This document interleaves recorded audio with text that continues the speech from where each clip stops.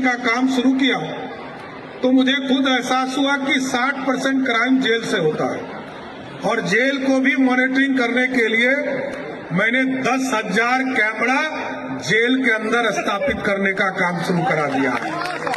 और अब तो किसी चीज को जाने नहीं दूंगा।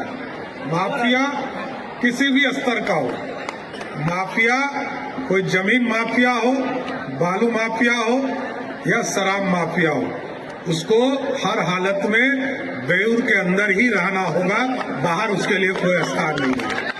और लगातार अब तो फास्ट ट्रैक कोर्ट का भी काम शुरू कर दिया है सर। फास्ट ट्रैक कोर्ट के माध्यम से जो हीनियस क्राइम है, जो गंभीर अपराध के कानून है, इनमें जिन लोगों के ऊपर भी अपराध होंगे उनको 3 महीने से 6 महीने में सजा मिले, इसकी पूरी व्यवस्था की जाए। तभी तो लोग जेल में रहेंगे।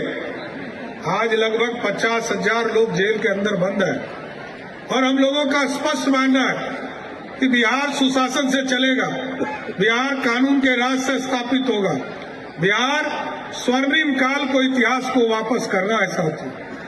जो आज से 2000 वर्ष पहले इसी पटना की धरती से हम मगध को राज करते थे, और ऐसा बिहार बनाना है कि आज यदि 3,17,000 करोड़ का बजट है बिहार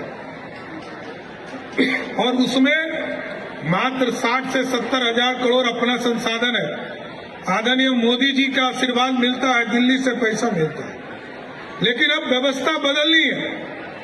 बिहार में रेवेन्यू मॉडल को भी आगे खड़ा करना है। इसलिए सुशासन और कानून का राज और उद्योग, ये पूरे सेक्टर को बढ़ाने का काम किया जाए।